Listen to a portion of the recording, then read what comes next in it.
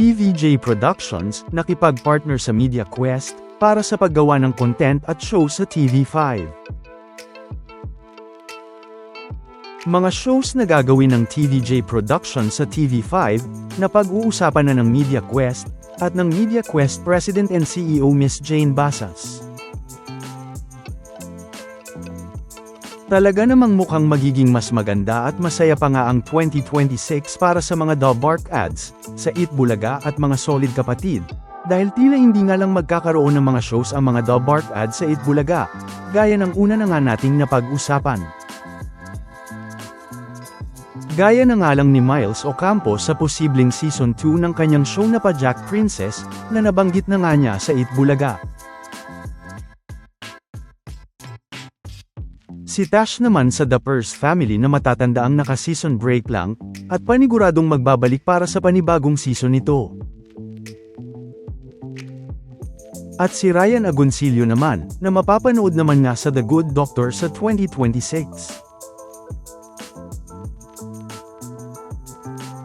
At ganun na rin nga, ang posibleng pagbabalik ng dalawang mga kilalang shows ni Bossing Vic Soto at ni Ryan Agoncillo sa TV5, makalipas ang ilang mga taon. Na napag-usapan na rin natin. Dahil tila gagawa na rin nga ng mga shows ang TVJ Productions sa TV5, dahil nga sa matatandaang may partnership nga ang TVJ Productions at ang Media Quest ng TV5. Matatandaang, hindi na nga bago para sa Dabark ads na gumawa ng mga shows sa TV5, dahil noon pa man talaga, ay may mga shows na din naman ang Dabark ads sa TV5, gaya na nga lang ng mga OG Dabark ads na sina Tito Sen, Bossing Vic Soto, at Joey De Leon, na nagkaroon nga ng mga shows sa TV5, gaya ng TVJ15, noong 1992, Wow Mali noong 1996, Who Wants to Be a Millionaire noong 2009, Talentadong Pinoy ni Ryan Agoncillo. At ganun na rin nga si Dabark ads Maine Mendoza, na may show din noon sa TV5 na Main Goals naman. Dagdag pa nga dyan ay ang Emoji Nation ni Maha Salvador, na kung saan ay kasama din si Miles sa ilang season nito. Kaya naman, ay hindi na nga bago para sa mga Dabark ads ang gumawa at magkaroon ng show sa TV5. Hindi lang yan, dahil matatanda ang ayon pa nga sa interview ni Mr. Julius Babaw kay MVP, o Mr. Manny V. Pangilinan na chairman ng TV5, ay nabanggit nga dito ni MVP ang partnership ng TVJ Productions at ng Media Quest ng TV5, na patungkol nga sa paggawa ng content sa TV5 gaya na nga lang ng Eat Bulaga.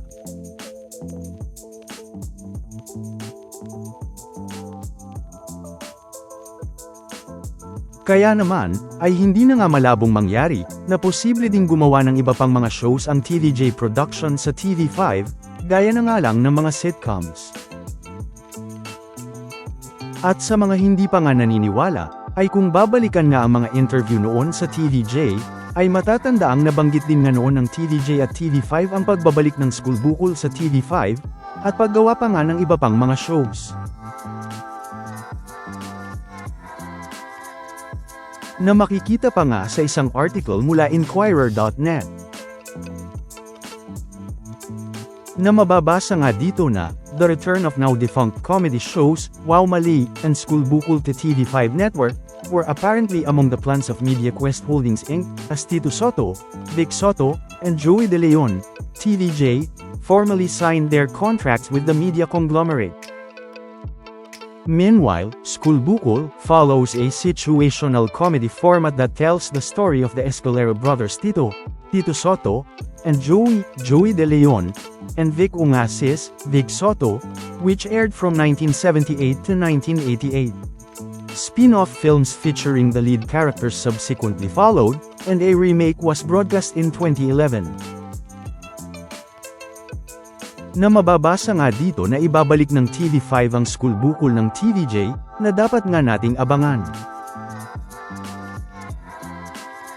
Pero hindi nga lang yan, dahil ayon pa nga sa Media Quest President and CEO Jane Basas, na marami pa nga daw silang pinaplanong mga shows para sa TVJ at The Bark Ads, lalo na nga daw ngayong nasa TV5 na sila.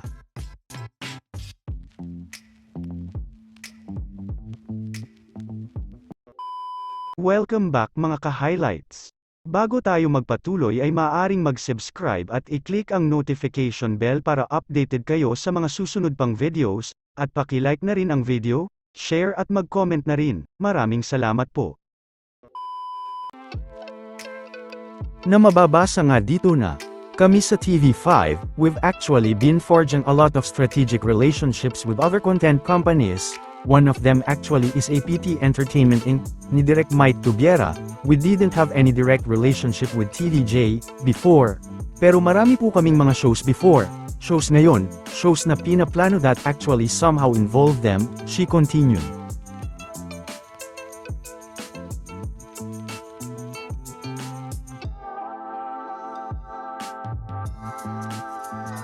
Apart from TVJ's new show, Basas revealed that there are a lot of shows in the works, saying that she had informal discussions with Tito.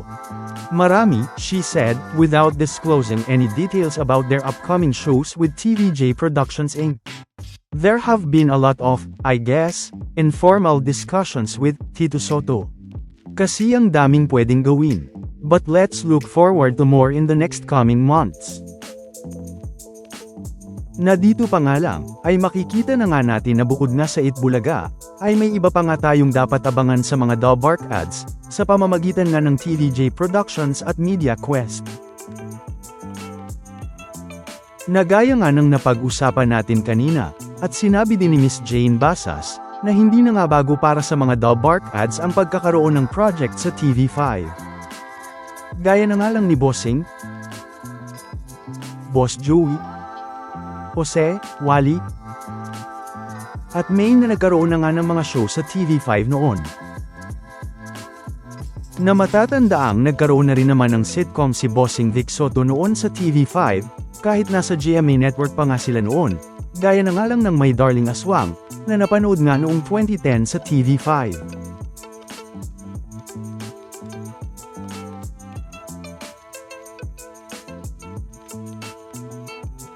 The Jose and Wally Show starring Vic Sotto, na napanood naman noong 2011 sa TV5.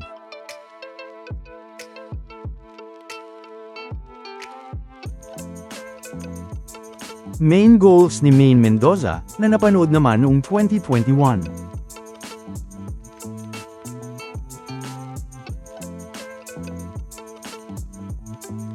At matatandaang, si Bossing Vic Sotto din naman ang mga producer ng mga sitcoms na mga ginagawa niya, kahit nga noong nasa GMA Network pa nga sila noon.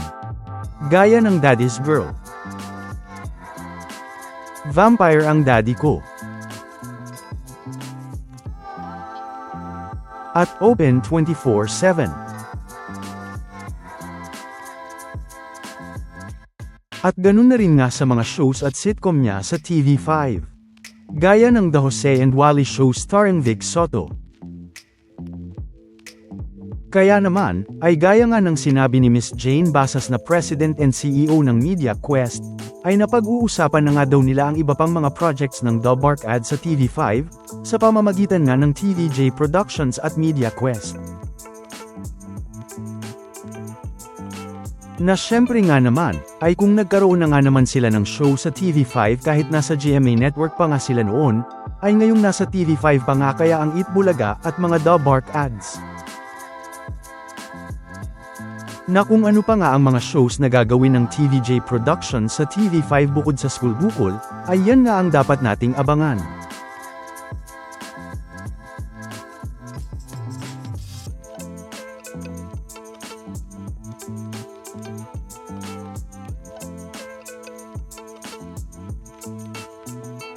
Samantala, ano naman ang mga masasabi nyo patungkol sa mga napag-usapan natin sa video na ito?